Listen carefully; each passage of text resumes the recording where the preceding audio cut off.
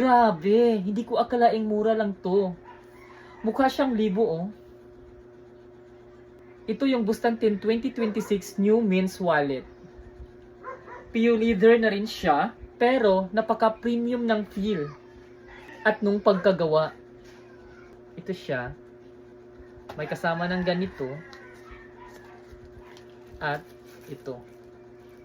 Bifold style siya. Kaya kahit madami kang cards, hindi siya nagmumukhang sobrang kapal o bulky sa bulsa. Ito siya guys. Yan. Dati itong 900 pero dahil brand month nila, nakuha ko lang to ng halos 70%. Sobrang steal na nito, di ba? Perfect ito panregalo o kung gusto mo lang mag-upgrade ng lifestyle. Lightweight na rin siya at sobrang tibay. Kaya wag nyo nang hintayin matapos ang flash sale. Click the yellow basket below at i-grab nyo na yung sa inyo. Go!